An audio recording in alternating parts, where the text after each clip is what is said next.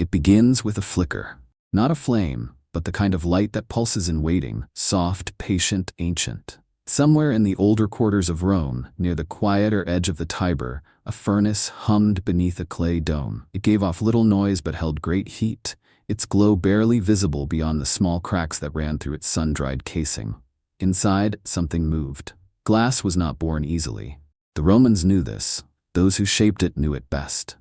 Glass had to be persuaded, melted from sand and soda, coaxed with breath and fire. It was a slow alchemy. Each step required silence, not because it was sacred, but because it was exacting. The heat had to be right. The air had to be dry. The sand had to come from the right shores, sifted and ground until it could flow like dust. In the far corner of that workshop, an apprentice boy waited by the fire.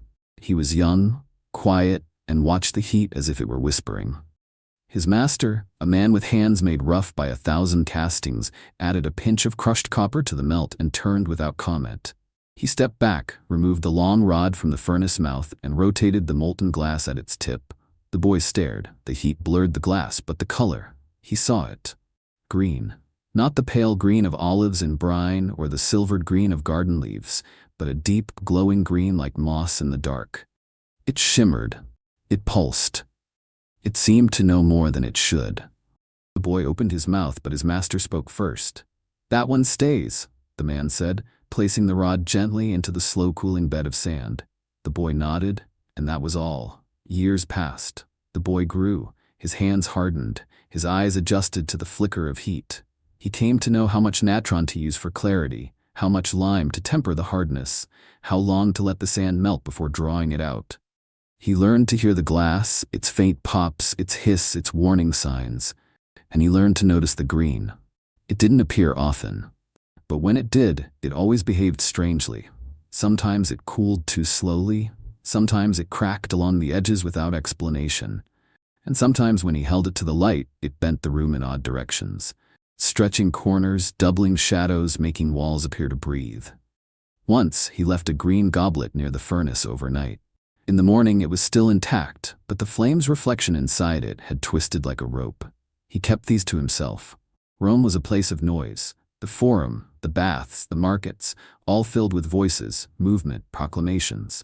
But glassmakers existed in the hush between. Their work wasn't debated in the Senate or sung about in verse. It simply endured. And yet, even here, the green glass stirred things unspoken. One afternoon, a merchant from Hispania arrived. He was looking for glass to line the windows of a bathhouse. He had coin and confidence, the kind of man who took pride in knowing what he wanted. As the young craftsman, now a man in his own right, unwrapped the sample panes, the merchant he pointed. "What's that one?" he asked, tapping the green disc with his ring. "Not for sale," the glassmaker replied. A pause. Then, softening, "The light bends too strangely." The merchant gave a short laugh, dismissive but not cruel. "Afraid the gods will see through it?" "No," said the glassmaker, wrapping the disc again. "Afraid we might." The merchant said nothing more. He chose 6 golden-tinted rectangles and left before sundown. That night, the glassmaker unwrapped the green disc again. He held it up to the candlelight and looked through. Nothing moved, but everything felt unsettled. He thought of the stories. In Rome, people didn't speak of superstitions directly. Not in the streets, not in the schools. But they existed, in gestures and silences, in the things people avoided. Green glass was one of them. A widow once refused a green vial for her husband's ashes, claiming it would trap his shadow. A bathhouse in Ostia covered its only green window after a visitor claimed she saw someone walking outside, though no one had entered for hours. A child once brought a green marble to class and left with none of the other children willing to sit beside him. No laws banned green glass. No priests condemned it, but it never stayed long in public. People said it reflected too much, that it showed not what was there, but what had been, or worse, what could have been. That it revealed things caught between time, that it made your own face look like a stranger's. No one could say where these beliefs started. But everyone agreed, clear was safer. Amber was fine. Even the smoky gray had its place, but green, best left on the shelf. The glassmaker's father had passed some years before. In his small room above the workshop, his old notes remained. The son rarely read them. They weren't filled with teachings, only small observations scattered across scraps. One note read, "The green reflects fire oddly, doesn't stretch, seems to pull inward." Another had a dream of the furnace cold. The green piece on the table was warm. And another, without explanation, never used green in mirrors. The son folded that one into his pocket and kept it there for weeks. But the green glass remained. He didn't throw it out. He didn't melt it down. He simply didn't offer it. And yet, when the furnace burned low and the city fell into quiet, and the breeze carried the scent of laurel and ash through the shutters, he would sometimes hold it. It was never cold. Not truly. It held warmth longer than it should. And sometimes when placed in sunlight, it would hold the reflection of things no longer present. The frame of a cart that had passed, the shadow of a bird that had flown. Nothing threatening, just too much. One morning, a girl came to the workshop. She couldn't have been more than 9 or 10, but she moved with the calm certainty of someone who knew her reason. "My brother's birthday," she said. "He likes glass." The glassmaker smiled. "What kind?" She pointed to a shelf near the back. "A smooth stone, round and green." He hesitated. "That one's not for sale." "Why?" He paused again, unsure how much to say. "Because it changes what you see." She nodded. "Good. He'll like it." He studied her. There was no mischief in her face, only a curious kind of understanding. He wrapped the piece in cloth and handed it to her.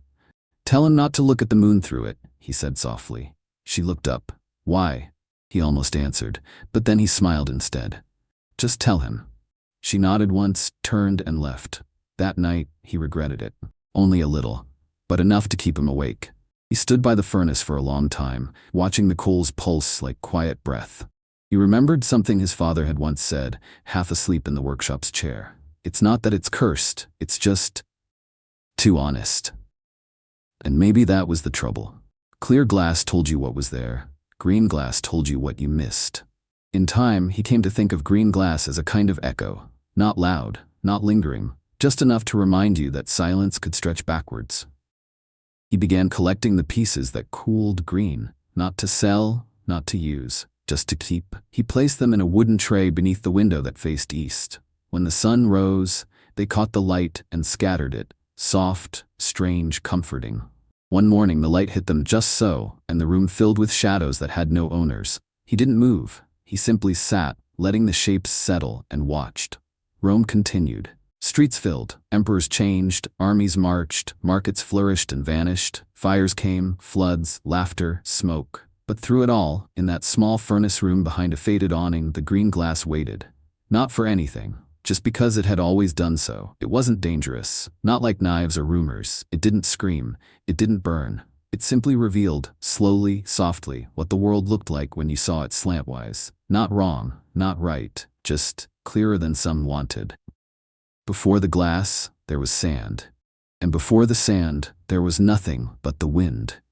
It's easy to forget that glass is made not from stone, but from something softer. Ancient particles moved by sea, sifted by centuries, ground down into silence. The sand that made its way to Roman furnaces didn't arrive overnight. It drifted, it gathered, it waited. Some of it came from the coasts of Egypt, where the desert met the sea in golden surrender. Some from the beds of old riverbanks, where salt and silt entwined, and some was dug from secret places known only to merchants who valued quality over haste. But all of it carried memory. Sand is memory that doesn't speak until it melts. In a time before the first furnace was ever built in Rome, glass was rare, so rare in fact that it was thought to be divine. Ancient Mesopotamians treated it as a gemstone. The Egyptians melted it in small quantities, folding colored powders into its body. Cobalt, manganese, iron. These elements gave glass its moods. Green, rich, steady, earthy was one of the oldest.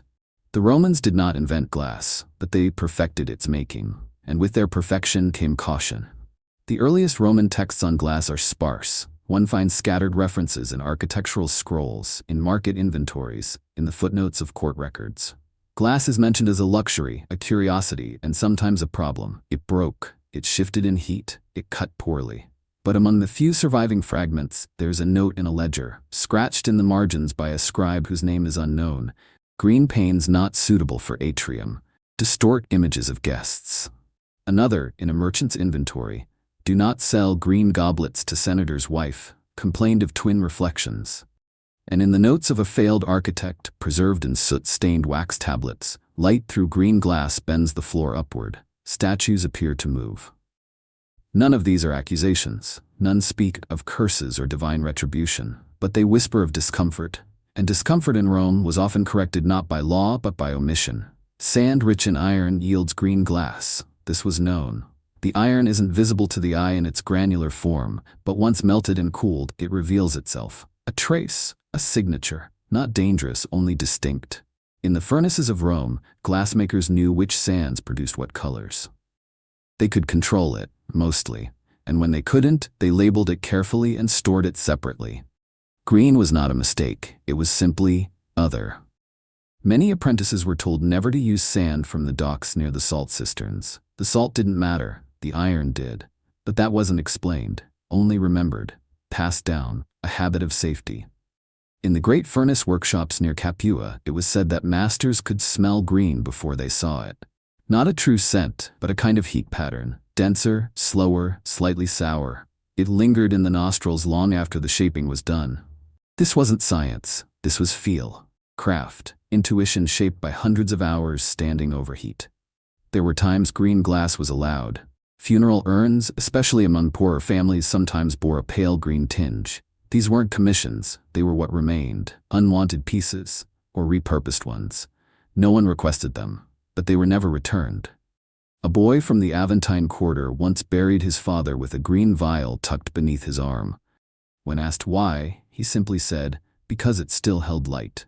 He hadn't meant anything spiritual, only that the glass had glowed when he walked with it through the alley. The priest said nothing, neither blessing nor condemnation. The burial proceeded. Beyond Rome, in the edges of the empire, green glass had other meanings. In Britannia, among the fogged hills and shale cliffs, glass was rare in any color. When it did arrive, it was treasured.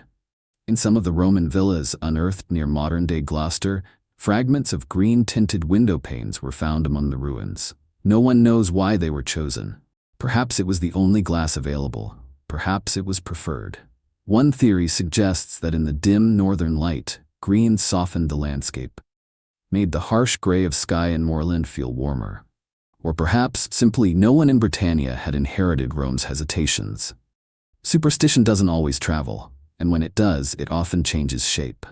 There is a Roman tale, part history, part dream, of a villa built by a reclusive nobleman on the southern slopes beyond the city wall. He had glass installed in every room, imported from Syria, Hispania, and Alexandria. One room held only green glass. The reason was never recorded. Some said it was to keep birds from striking the windows. Others claimed it was his study, and that green calmed the mind for reading. A servant, interviewed years later during a property dispute, told a different story. He said the green let him see what others couldn't, shadows that didn't belong to anyone, faces that had not yet spoken. No other testimony survives. The villa burned in a lightning storm and was never rebuilt. But the story was told in whispers for a generation, not as a warning, just as a curiosity. The sand, of course, remained. Even after glass cooled, the sand remembered its origin. This was something only poets believed. But some glassmakers agreed. They spoke of pieces that hummed faintly in quiet rooms, of reflections that moved after the flame was gone, of cool glass warming in hands without sun, and the green pieces did this most. One master glassmaker in Pompeii, long before the mountain erupted, was said to keep a bowl of green marbles in his shop, not to sell, not to show, to listen. He claimed that sometimes they sang. When asked to demonstrate, he would shake his head. They only do it when you're almost asleep, he would whisper. No one pressed him. Perhaps they didn't want to hear it. Not all believed. A physician named Tullius wrote a letter preserved in a dry house near what is now Naples. In it, he ranted against the nonsense surrounding colors. The eyes tire, and they blame the glass. The soul aches, and they blame its hue. Madness. It is all sand, melted and formed. Green is no more haunted than bronze is holy. His letter was neat, rational, unadorned, but it was found in a room with no windows, only shutters. And beneath his writing table, a single green shard, polished smooth, shaped like a leaf, rested wrapped in cloth. No one knows why. Perhaps it was nothing. Or perhaps even skeptics kept their shadows hidden. Sand, once melted, can never return. It can be shattered, recast, ground again, but it will never be what it was. Green glass, in this way, is memory made permanent. It held within it more than light. It held place, time, trace elements from the beach where it was born, ash from the fire that changed it, air from the breath that shaped it. Each piece was a layered history, unspoken, unseen, but present. And that, perhaps, is what made it unsettling. Not that it lied, but that it never forgot. The glassmaker in Rome, now older, slower, but not yet weary, began collecting sand again. Not to make, to observe. He stored samples in small clay bowls. Light sand from Alexandria, dark sand from the Rhine, soft orange grains from the Sicilian coast. Every few weeks he would add a drop of water and watch how it settled. He was looking for something. Not clarity, not quality. Something quieter. One day, a boy arrived, new to the trade, eyes bright, fingers nervous. He asked about the sand. The old man handed him a bowl. "Stir it," he said. The boy did, then waited. "What am I looking for?" The glassmaker smiled. "Nothing." The boy frowned. "Then why?" "So you'll remember how long things take to settle." He never stopped working. The furnace still burned, lower, yes, and less often, but it burned. When he shaped glass now, it was for beauty, not for sale. And when green came, he welcomed it. He didn't offer it to clients. He didn't display it. He placed it on the shelf above his chair, where, when the sun fell low, it would catch the last light. And sometimes, when the room grew quiet, and the fire dimmed to a whisper, and the night leaned in through the shutters, he would lift one green piece and hold it to his eye. The world shifted, gently, not broken, not better, just deeper. Rome, for all its marble and order, was made of fragments. You could see it in the way light caught the uneven edges of stone steps, in the chipped reliefs on old fountains, in the sandals worn thin at the heel from countless turns across uneven streets. Wholeness was rare. What lasted in pieces. Glass was no exception. It cracked easily, the moment you mishandled it or let the heat linger too long. Even for Rome's finest craftsmen, even with the best tools and most patient apprentices, glass remained a delicate thing, beautiful and brittle. And green glass did not simply break. It changed the room around it when it did. The story was always the same, though told in hushed variations. A small bowl knocked from a ledge. A square pane removed too quickly from its frame. A trinket left too close to the heat of a bath. The shattering sound would come, not louder than any other, not more violent, but different. A sound that lingered. A note that settled slowly into silence, like a voice finishing the end of a forgotten song. One glassmaker, long retired, known mostly for his careful work with amphorae, said he could always tell when a green piece had broken in the city, even from blocks away. "It's in the stillness afterward," he said, as if the room stops remembering itself. Among Rome's quietest corners were the workyards for repairs, courtyards piled with tiles, beams, and broken statuary awaiting reuse or disposal. In the shadow of one of these yards, behind a crumbling olive press, there was a pile known informally as the Hush. It was nothing official, just a growing mound of glass fragments that no one wanted to sort. It began as a place to deposit cracked goblets, chipped window slats, malformed beads. But over time, the color that dominated the heap, far more than others, was green. No one had ordered it. No one had counted, but everyone who passed knew it. And no one, not once, reached in to take a piece back. The Hush was not a fearful place, just one no one stayed long in. Workmen passed it quickly. Apprentices unloaded broken materials with little ceremony. On rare occasions, children would wander near it on dares, tossing pebbles into the pile or daring each other to hold a piece up to the sun. One girl, braver than most, held a fragment to her eye. She blinked, laughed softly, then dropped it, said nothing more. And when asked what she saw, she only replied, "It looked back." Among Rome's shopkeepers, the resale of broken glass was not uncommon. Fragments could be melted down, reused, mixed with new sand to create cheaper vessels or small tokens. But even among the most frugal vendors, green glass was rarely collected for this purpose. It stained the new batch, they said, tainted the color, bent the light, turned even clear forms strange and shadowed. One furnace master famously melted green shards into a new set of panes for a bathhouse in Tibur. The resulting windows, though smooth and symmetrical, gave off a constant feeling of dusk, even at noon. Bathers avoided the room. Within a week, the windows were replaced. No explanation, just silence.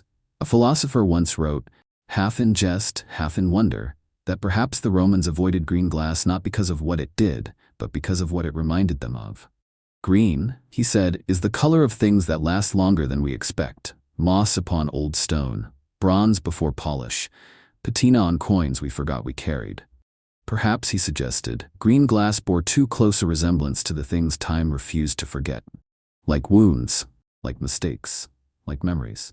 The glassmaker, now well past middle age, his beard graying in strands along the edges, kept a box of fragments beneath his bench. He didn't collect them deliberately. But over the years, some pieces didn't feel right to discard. Not dangerous, not valuable, just present. They came from old projects, test batches, and cooled mistakes.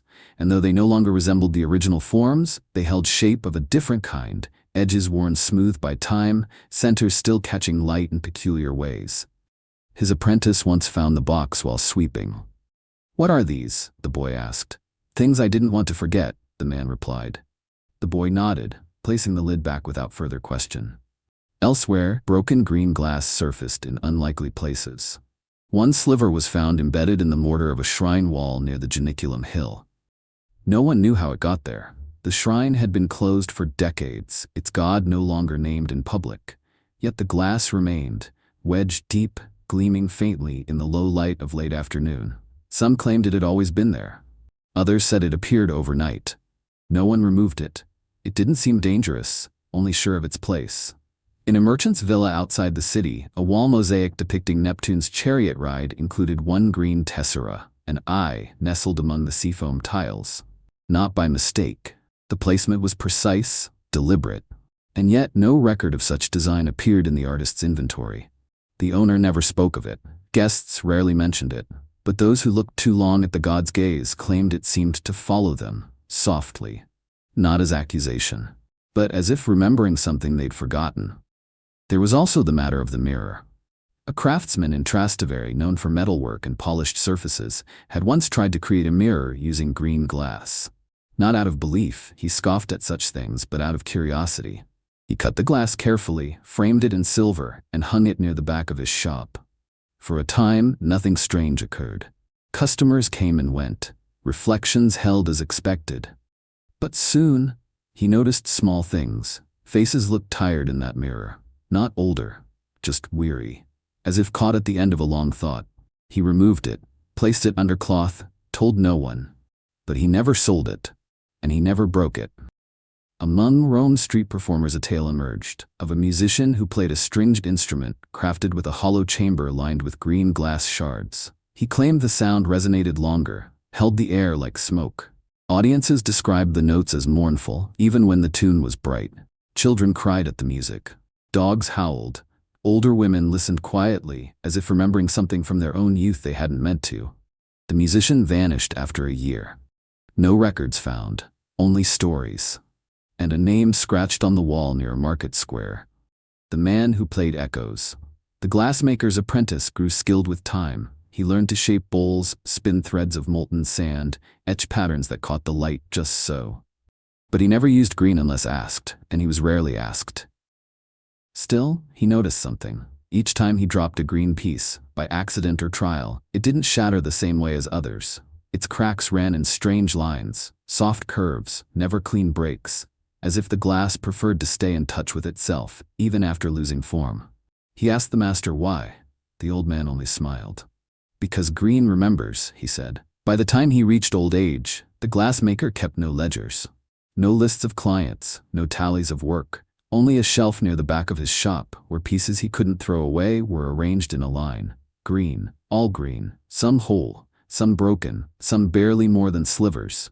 Each held a place, each caught the sun differently. And as the afternoon light passed through them, stretching long shadows over the floor and wall, the room would grow still. Not silent, just quieter. As if remembering, in Rome, the bathhouse was more than a place to bathe. It was the city's softest cathedral, a temple to heat, to steam, to silence. Voices quieted when they passed through its doors.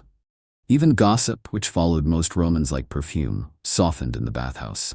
There was something about stone warmed from below and water suspended in vapor that made men speak more slowly or not at all. There were many bathhouses in Rome. Some grand, some modest. Some for the elite, with marble columns and open-air pools. Others nestled in quiet alleys, frequented by tradesmen, scholars, and those who sought stillness more than status.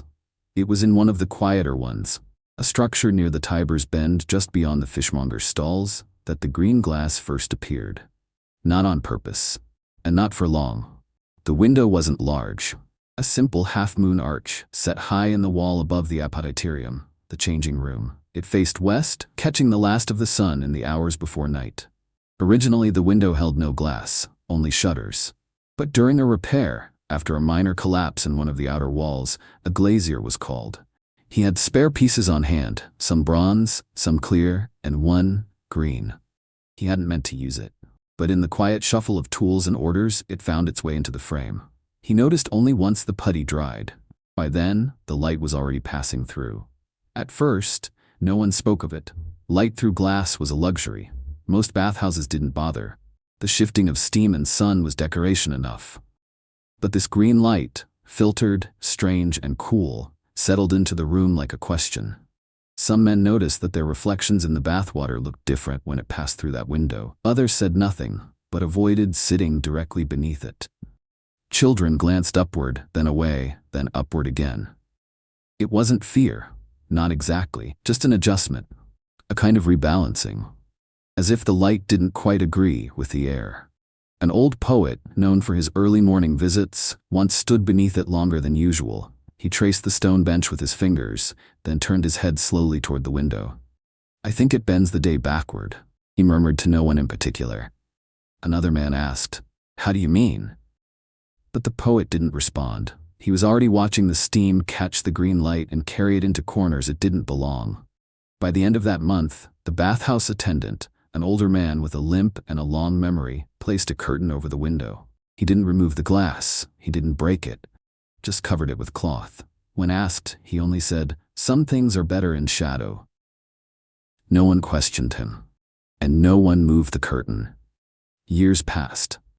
The bathhouse changed owners. The walls were replastered, the ceiling repainted, new pipes were added, but the green window remained, covered, unspoken, remembered.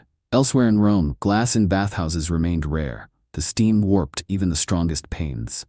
Most builders preferred open-air or plain shutters, but a few wealthier structures, funded by senators or merchants, experimented. A pair of twin bathhouses, built side by side as a kind of civic statement, each installed a series of windows along their southern walls. One used clear glass. The other, after a shipment error, used glass with a greenish hue. At first no one complained, but soon patterns emerged. The bathhouse with clear windows remained busy, chatter, warmth, motion. The green-lit twin, though identical in design, grew quiet. Patrons lingered less. When asked, one woman put it simply, "I don't like how it sees me." The phrase was odd, but no one asked her to explain. A slave tasked with cleaning both houses claimed he heard humming in the green-lit rooms, not from voices or pipes, a kind of low tone like breath held too long. He placed a piece of cloth over one window. The sound stopped. He never removed the cloth again. The owner didn't notice or didn't care. It stayed that way until the roof collapsed years later. The superstition around green glass in bathhouses never became doctrine. It never entered formal writing, but it passed in gesture. Attendants avoided green pieces when replacing fixtures. Builders specified bronze or clear only in their contracts. And glaziers kept green panes on a separate shelf, not because of policy, but because they preferred it that way. One woman, an attendant in a private estate's bath complex, kept a small green glass pendant tucked into her robe. She never showed it. But when asked why she chose to work near heat and stone and silence, she answered, "Because water carries truth slowly, and green sees it sooner." She wasn't poetic by trade, but her words lingered, as did the pendant. Even after her death, it remained hidden in a hollow beneath the bench where she sat each day, found decades later, still warm to the touch. An older man, a stonemason, once explained it this way: "Clear glass shows what is. Bronze softens the truth, but green reminds you of what you looked like before you learned to lie." He said it casually. While washing his feet, no one laughed. The light through green glass did something to the water. Even those who didn't speak of it felt it. The The shimmer across the surface stretched farther. The shadows underneath swam slower, ripples lasted longer, as if the water was listening more than reflecting. In one bathhouse, now lost to time but once popular with midwives, there was a basin used only at dusk. It stood beside a window set with a green oval pane. Women would come, wash their hands, and sit in silence. Not speaking, not gesturing, just watching. A young attendant, curious, asked one of them what the ritual meant. The woman replied, "Before we bring life forward, we must look at what waits behind." The attendant didn't understand, but she told the story often, and others remembered. Even now, archaeologists debate the unusual glasswork in that sector of the ruins. No explanation is agreed upon, but the green glass is still there, cracked, but whole enough to catch light. The master glassmaker, old now, slower in movement but not in thought, visited a bathhouse one evening. Not to bathe, to look. The light was soft, the stone was warm, the air hung heavy with moisture. He moved toward a window he'd heard about, a green pane set above a small pool. He stood beneath it, waited, watched the light shift across the water. He didn't speak, but later, when asked by his apprentice what he saw, he said only, "I saw what wasn't mine." The apprentice blinked. "Is that good?" The old man shrugged. "It's honest.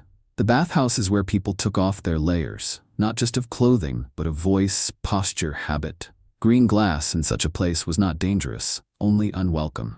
It asked questions when silence was preferred. It remembered faces longer than mirrors did. It held the outlines of laughter long after the sound had faded. And so eventually, green glass was used less and less in bathhouses. Not forbidden, just not invited. But it never left. Fragments found their way into drainage grates, into the corners of tiled mosaics, into the handles of scooping ladles used to pour warm water down backs bent by time. And though few saw them, they were there, watching, listening, softly shifting the shape of stillness. The old window in the bathhouse near the Tiber bend remained covered for years. But when the cloth finally rotted and fell away, something strange happened. No one replaced it, and no one seemed to mind. The green light returned. It passed through steam, settled into the water, and cast its shadow across the stone. And those who bathed beneath it? They said nothing. They'd only closed their eyes a little longer than usual. Time passed, not as a rush, not in sweeping change, but slowly, as it always did in Rome. One emperor faded into another. Walls were rebuilt where they crumbled, statues refaced, roads repaved, the aqueducts stretched farther, and the furnaces burned quieter. The glassmakers aged, some left the city, others trained apprentices who shaped the future in molten sand. But the old ways, the careful breath, the rhythm of melting and spinning, the weighing of color against clarity, those remained. And so did the shelves, especially the ones near the back. The shelves where green glass was kept, not displayed, not hidden, simply there.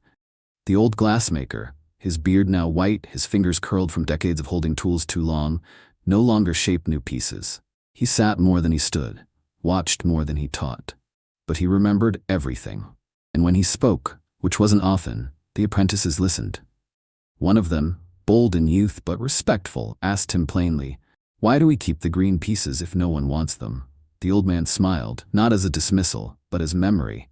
"Because we're not meant to forget them." The apprentice tilted his head. "Even if they break?"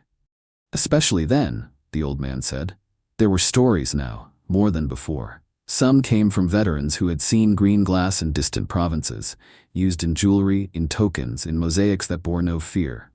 Others came from merchants who claimed that in the eastern cities, green was revered, that it was believed to ward off envy, to calm the restless heart, to echo the first garden of mankind. In Alexandria, it was said, the scribes used green glass in their oil lamps, not for reading, but for dreaming. In Antioch, a market stall sold green glass pendants etched with stars, not magical, just beautiful. And in Carthage, before the final fires, green glass had adorned doorways. Not cursed, welcoming. Rome, for all its strength, was never immune to forgetting. It forgot its enemies once they bowed, it forgot its poets once they died, and in time it began to forget its discomfort with green. Slowly, almost imperceptibly. At first, green pieces appeared in servant quarters, small panes near kitchens, bottles for vinegar, cups for washing. Then in gardens, where their light caught dew in strange ways. Then in temples, where colored glass was used to refract sunlight into symbolic hues. and among them green was placed not at the center, but not excluded either.